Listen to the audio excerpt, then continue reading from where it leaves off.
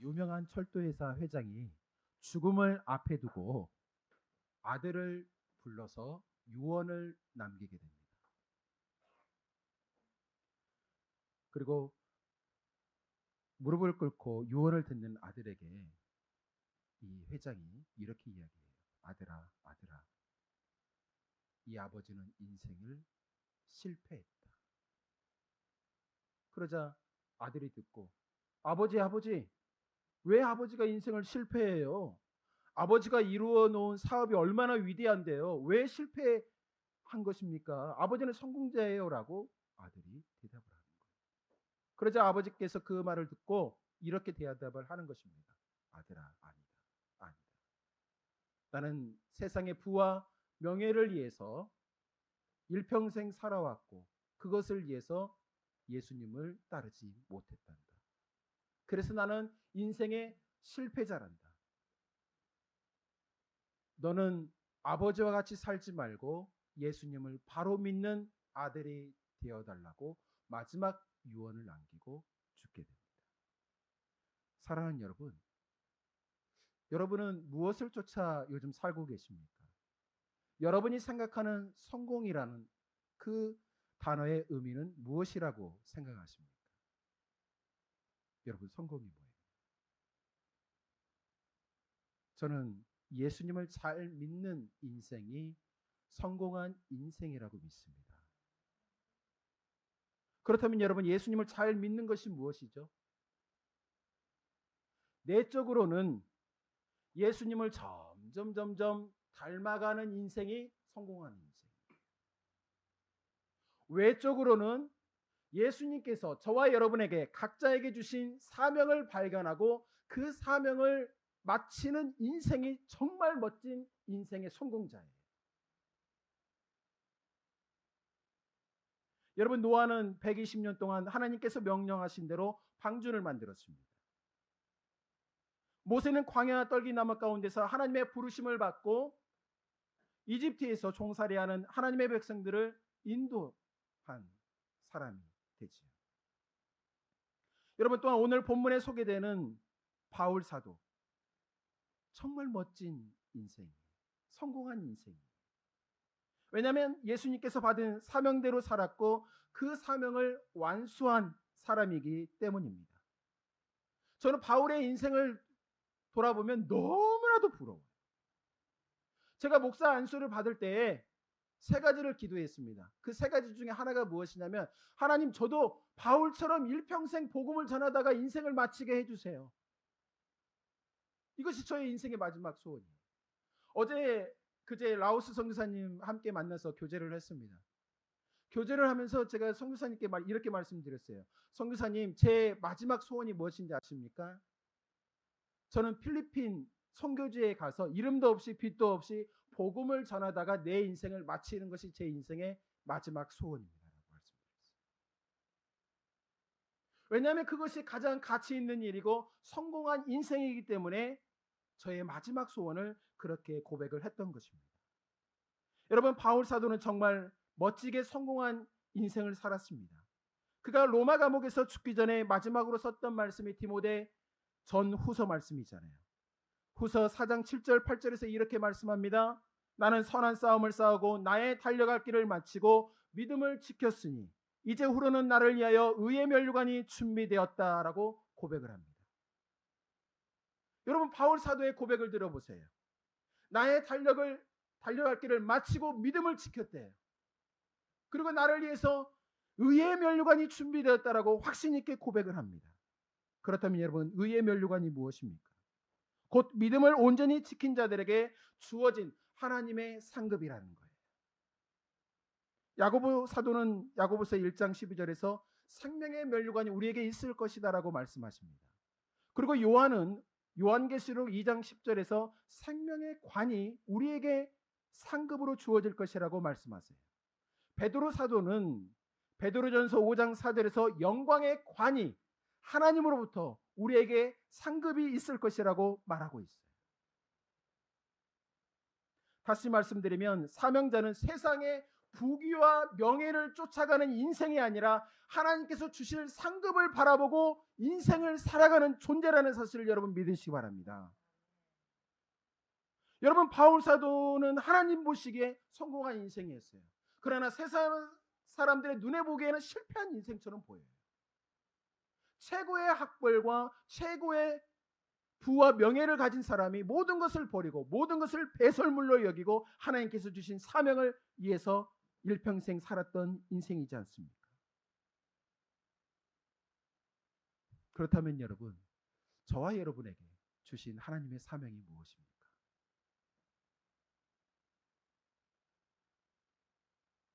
여러분은 지금 무엇을 이루기 위해서, 무엇을 잡기 위해서 살아가고 계십니까?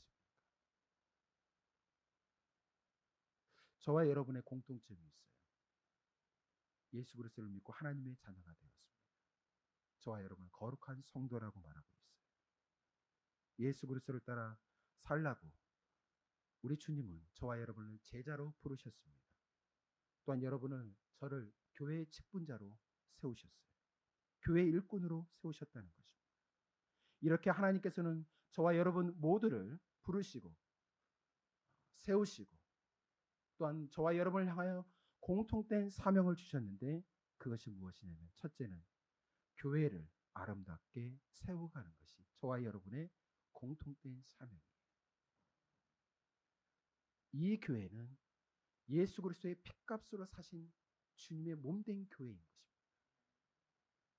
그래서 여러분이 어디에 가서 무엇을 하든지 교회를 세우는 사람이어야지 교회를 무너뜨리고 파괴시키는 존재가 되어서는 절대 안 돼요.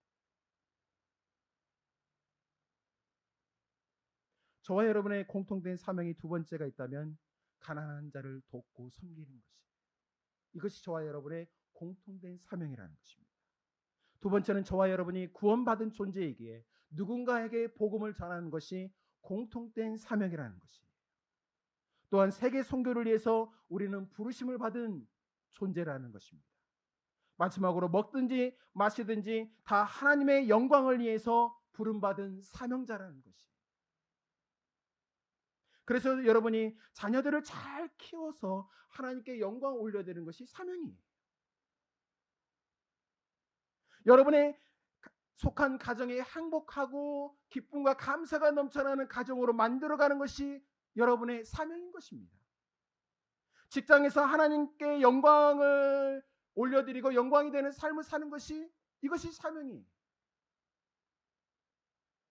만나는 모든 사람들에게 하나님의 영광과 하나님의 향기를 드러낸 것이 저와 여러분의 공통된 사명이라는 것입니다.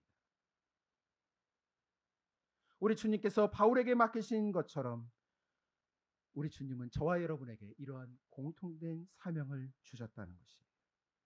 여러분, 이 사명을 깨닫고 이 사명대로 살아갈 수 있는 복된 인생 되기를 주님의 이름으로 축원드립니다. 그렇다면 여러분, 우리에게 주어진 이 사명의 길을 끝까지 갈 수 있는 비결이 무엇일까요? 저와 여러분에게 공통된 이 사명을 이루기 위해서는 어떻게 해야 할까요? 첫 번째는 헌신해야 한다는 거예요. 오늘 24절 말씀 함께 읽어보도록 하겠습니다. 24절 함께 읽어봐요. 시작. 내가 달려갈 길과 주 예수께 받은 사명 곧 하나님의 은혜의 복음을 증언하는 일을 마치려 하면은 나의 생명조차 조금도 귀한 것으로 여기지 아니하노라. 바울은 자신의 인생의 목적, 자신의 사명, 그 사명이 이방인에게 복음을 전하는 것이라고 고백을 하고 있습니다. 그리고 이 사명을 위해서라면 자기의 생명조차도 귀한 것으로 여기지 아니하노라고 고백을 하고 있어요. 사랑하는 여러분, 하나님께서 저와 여러분에게 개인적으로 주신 사명이 있는데 그 특징이 무엇이냐면 내 생명과 내 전 인생을 다 던지더라도 아깝지 않은 거예요. 여러분의 각자에게 하나님께 주신 사명이 있습니다. 그 사명을 발견하는 그 첫 번째가 무엇이냐면 그 사명을 위해서 내 시간, 내 물질, 내 인생을 전부 다 투자할지라도 아깝지 않은 거. 이게 사명. 그래서 여러분, 바울은 이 복음을 전하기까지 매를 맞습니다. 굶습니다. 배고픔과 고난을 참습니다. 때로는 선교비가 없어가지고 밤낮으로 텐트 만드는 일을 하면서 선교비를 마련해요. 그리고 선교지 교회를 위해서 주야로 기도합니다. 그래서 그런 헌신이 있었기 때문에 바울을 통해서 아시아와 유럽의 교회가 세워지고 복음이 전달되었던 것입니다. 저는 여러분이 맡겨진 사명을 위해서 헌신할 수 있는 복된 인생 되기를 주님의 이름으로 축원드립니다. 여러분, 한국 국가대표 축구 선수들을 감독했던 홍명보 감독을 잘 아실 것입니다. 이분이 2012년 영국 올림픽이 있었을 때 수십 년 만에 동메달을 따게 됩니다. 영국과 경기에서 이기고 또 일본과 4강전에서 이겨서 동메달을 멋지게 따요. 정말 기적 중에 기적이라고 해요. 어떻게 해서 이 팀이 올림픽에서 동메달을 딸 수 있었을까요? 그 홍명보 감독의 리더십이 정말 탁월해요. 아주 유명한 말을 남겼습니다. 선수들에게 이런 말을 남겨요. 너희들은 팀을 위해서 죽어라. 나는 너희들을 위해서 죽겠다. 감독이요, 너희들을 위해서 죽겠다는 거예요. 내가 죽을 테니까 최선을 다해서 팀을 위해서 너희도 죽으라는 거예요. 선수들이 똘똘 뭉쳐가지고요, 정말 젖먹던 힘까지 뛰었다는 거예요. 그래서 정말 기적 같은 동메달을 따고 선수들은 군대도 안 가게 되었다는 거예요. 사랑하는 여러분, 사명이 있다면 그 사명을 위해서 헌신해야 돼요. 헌신 뒤에는 반드시 하나님께서 예비하신 열매가 있는 줄 믿습니다. 그래서 성경은 하늘의 밀이 땅에 떨어져서 썩으면 많은 열매를 맺는다라고 말씀하셨습니다. 썩는다는 것은 자기 희생이에요. 희생과 헌신이 있을 때 많은 열매를 맺겠다라고 성경은 말씀하고 계십니다. 여러분, 우리 예수님께서 세상의 관점으로 보면 십자가에서 죽으신 것은 실패자예요. 손가락질 받을 상황입니다. 그러나 예수님은 인류를 구원하시기 위해서 아버지의 뜻에 순종하여 십자가에서 물과 피를 쏟으시고 죽으셨어요. 완전한 희생을 십자가에서 우리에게 보여주신 것입니다. 그 완전한 희생을 통해서 완전한 사명을 이루신 것이에요. 그래야 우리에게 생명의 길, 천국의 길, 부활의 영광을 우리에게 보여주신 것입니다. 희생이 없다면 열매가 없는 것이에요. 희생이 없다면 영광을 볼 수가 없는 것입니다. 시편 126편 6절에 이렇게 말씀하십니다. 울며 씨를 뿌리러 나아가는 자는 반드시 기쁨으로 그 곡식단을 가지고 돌아오리라. 사랑하는 여러분, 지금은 울 때예요. 지금은 씨를 뿌릴 때라는 것입니다. 지금은 헌신할 때라는 것입니다. 여러분의 남편을 위해서, 자녀들을 위해서, 교회를 위해서, 여러분에게 맡겨진 사명을 위해서 눈물을 뿌리며 울 때라는 것이에요. 씨를 뿌릴 때라는 것입니다.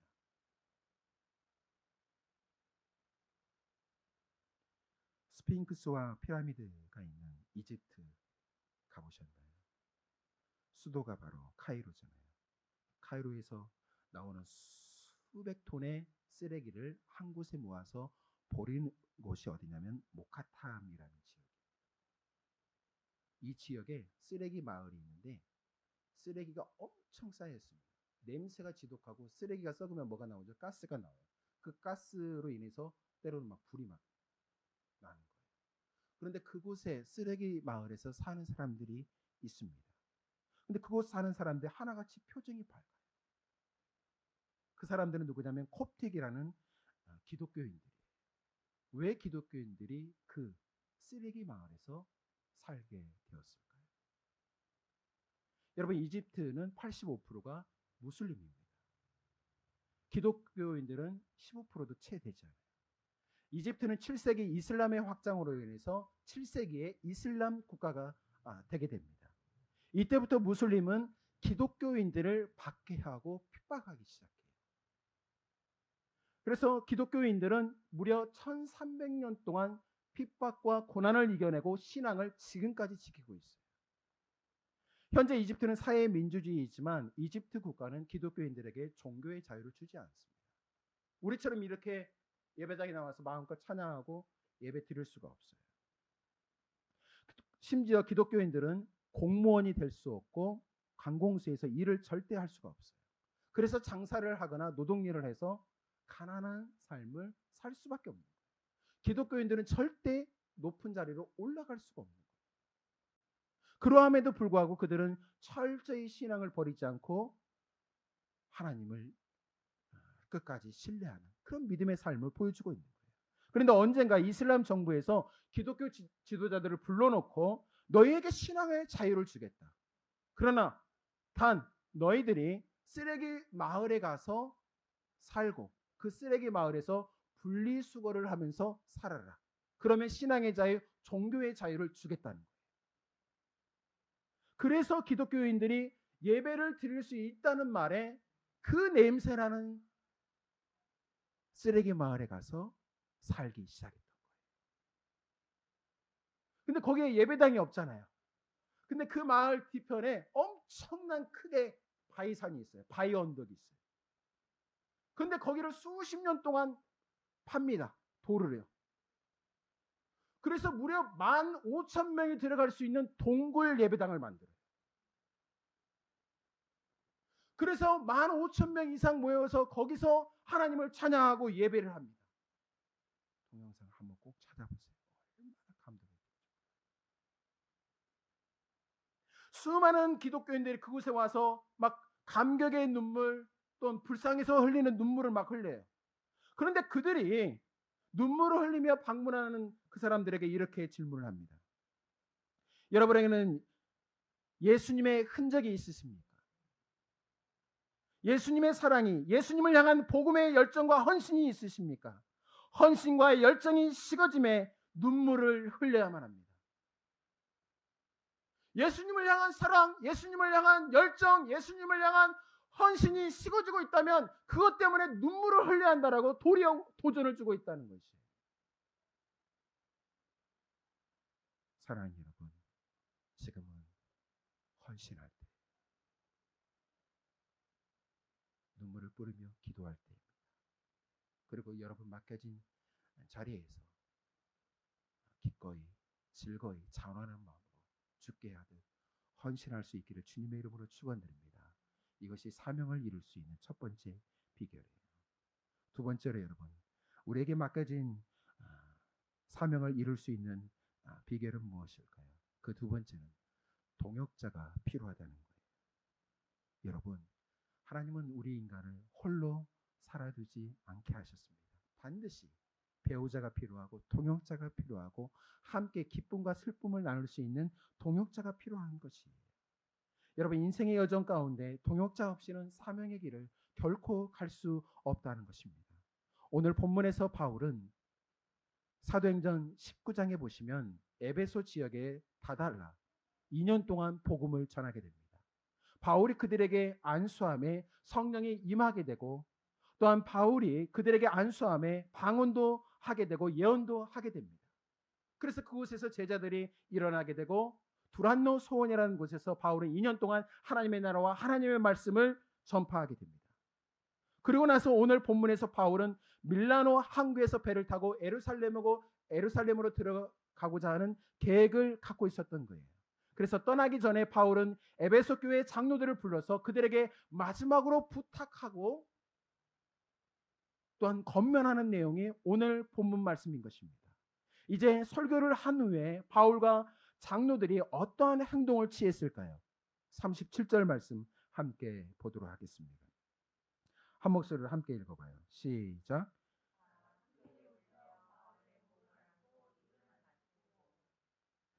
설교를 마친 후에 바울과 장로들이 함께 울며 목을 안고 입을 맞췄다는 것이 바울이 떠나는 것을 아쉬워하며 함께 울어줄 수 있는 사람들이 있었다는 것입니다.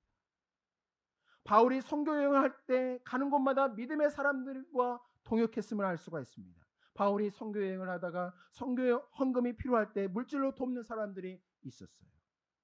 바울이 죽음의 위험과 고난이 닥쳐왔을 때 바울을 위해서 쉬지 않고 기도해 줄 수 있는 믿음의 동역자가 있었다는 것입니다. 바울이 사명을 이룰 수 있었던 비결은 함께 동역할 수 있는 동역자가 있었다는 것이에요.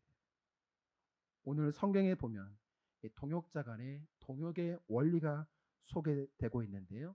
그 동역의 원리는 무엇일까요? 사랑이에요. 동역의 원리가 뭐라고요?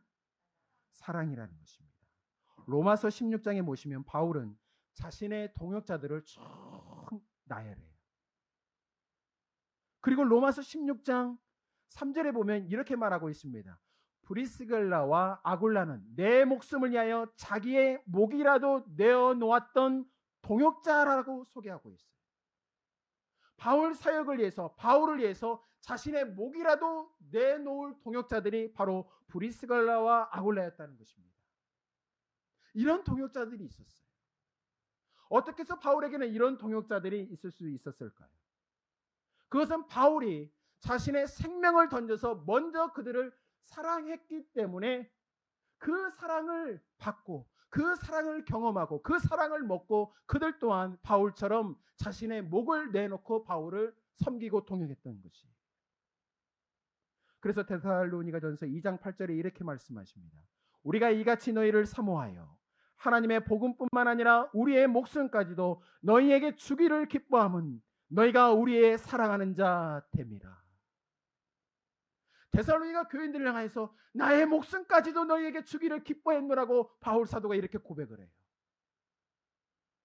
그래서 그 사랑 때문에 믿음의 동역자들도 자신의 생명까지도 바울 위해서 동역했던 것입니다. 사랑하는 여러분, 사랑을 먼저 받으려고 하면 그 관계가 깨어져요. 사랑은 먼저 주는 거예요.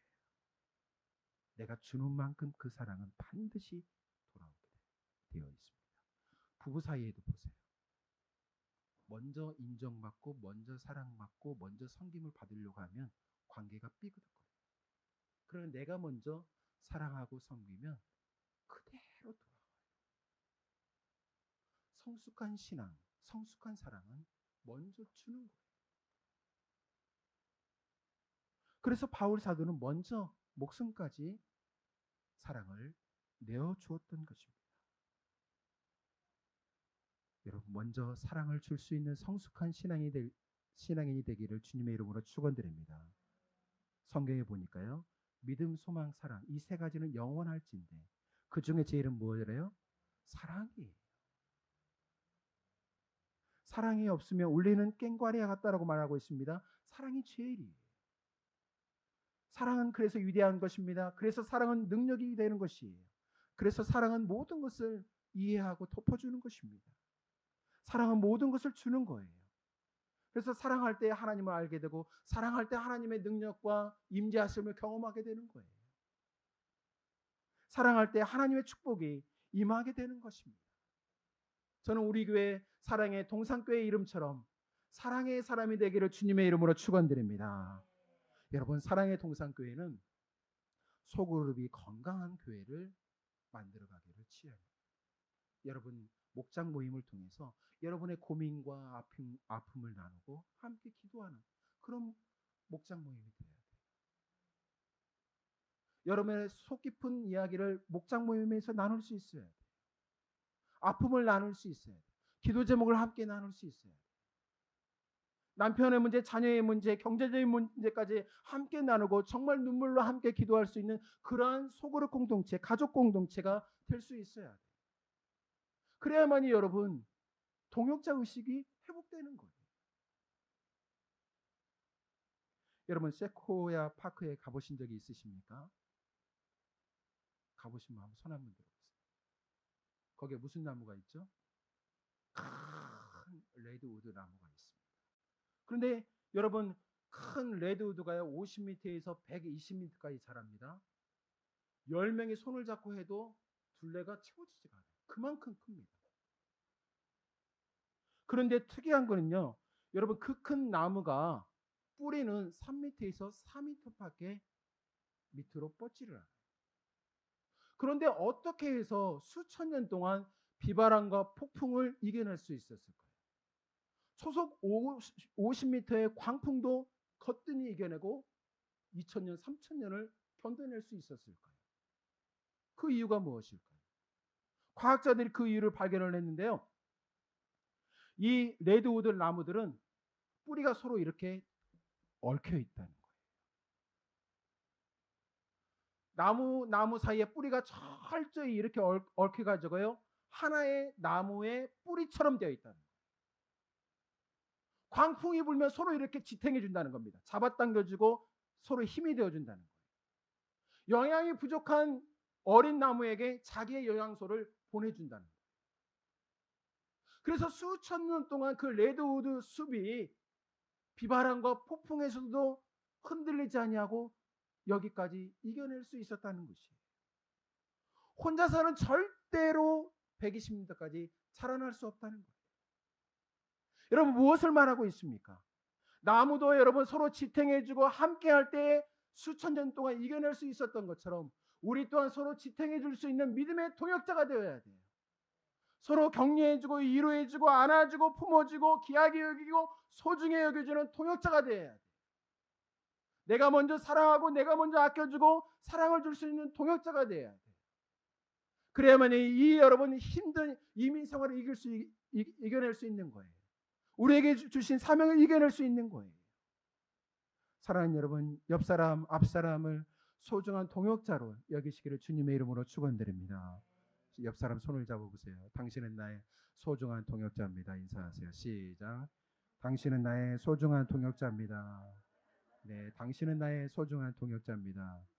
당신에게 소중한 동역자가 되겠습니다. 시작. 당신에게 소중한 동역자가 되겠습니다. 네, 소중한 동역자가 되겠습니다. 네. 여러분 마지막으로 바울은 어떻게 해서 사명을 이룰 수 있었을까요? 우리에게 맡겨진 사명을 어떻게 우리가 또한 이룰 수 있을까요? 그것은 성령의 인도하심을 받아야 한다는 거예요. 어떻게 한다고요? 성령의 인도하심을 받아야 한다는 것입니다. 여러분 36절 다시 한번 읽어봐요. 시작. 이 말을 한 후 무릎을 꿇고 그 모든 사람들과 함께 기도하니. 여러분 그 밀레노 항구에서 장로들과 무릎을 꿇고 엉엉 울리면서 기도하는 모습을 상상해 보십시오. 너무나도 감동이 되고 감동이 되지 않습니까? 그리고 바울 사도는 21장 5절에서도 두로에서 제자들을 만나고 헤어질 때도 바닷가에서 무릎을 꿇고 기도했다라고 말하고 있습니다. 5절 21장 5절 말씀 함께 읽어봐요. 시작. 이 여러 날을 지낸 후 우리가 떠나갈새 그들이 다 그 처자와 함께 성문까지 전송하거늘 우리가 바닷가에서 무릎을 꿇고 기도하고. 바울 사도는 기도하기를 멈추지 않는 기도의 사람이었다는 것입니다. 왜 그는 기도의 사람이 될 수밖에 없었을까요? 우리가 기도할 때 성령의 인도하심과 충만하심과 능력을 받을 수 있는 비결이기 때문에 그렇습니다. 여러분 우리가 기도할 때 성령의 능력을 받을 수 있기 때문에 그렇습니다. 기도할 때 성령의 인도하심을 받을 수 있기 때문에 바울 사도는 어디에서 무엇을 하든지 기도로 시작했고 기도로 인생을 마치는 인생을 살았던 것이에요. 여러분 기도할 때 우리의 영혼이 맑아집니다.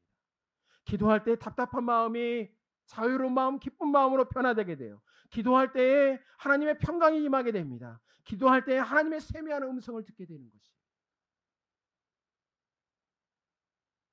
기도할 때 성령님의 인도하심, 함께하심을 깨닫게 되는 것입니다. 그래서 22절 함께 읽어봐요. 20장 22절 시작. 보라, 이제 나는 성령에 매여 예루살렘으로 가는데 거기서 무슨 일을 당할는지 아치 못하노라. 23절 오직 성령이 각성에서 내게 증언하여 결박과 환난이 나를 기다린다 하시나. 22절 성령에 매여 성령이 각성에서 내게 증언하여. 바울 사도는 철저히 성령의 인도하심 따라서 사명자의 길을 갔던 것입니다.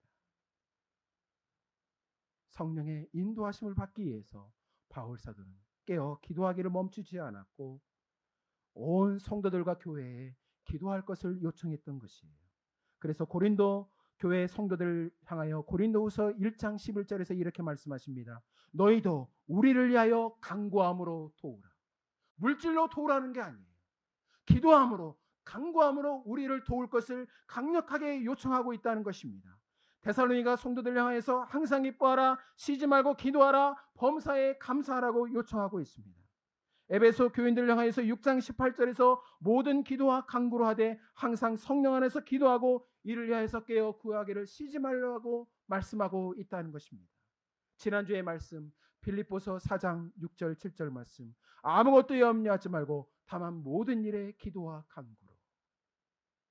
바울은 영적인 아들 디모데에게 디모데전서 2장 1절 말씀 첫째로 권하노니 모든 사람을 위하여 간구와 기도와 도구와 감사함으로 하라. 기도를 가르쳤고 기도를 마지막으로 요청하고 있다는 것입니다. 사랑하는 여러분, 이제 저와 여러분은 10월 27일 새생명 전도축제 그리고 해피데이를 앞에 두고 있습니다. 저와 여러분은 거대한 은혜의 물줄기를 경험할 수 있는 시점에 서 있다는 거예요. 이 거대한 은혜의 물줄기를 경험하기 위해서는 하나님 앞에 기도의 자리로 나아가 기도의 헌신의 시간을 보내야만 돼요. 여러분의 기도 가운데 하나님을 향한 뜨거운 눈물과 간절한 마음이 회복되어 성령님이 함께 하시고 성령의 능력 주시고 충만케 하시는 은혜를 경험하기를 주님의 이름으로 축원드립니다. 이것이 우리의 사명을 이룰 수 있는 세 번째 비결입니다. 기도하겠습니다.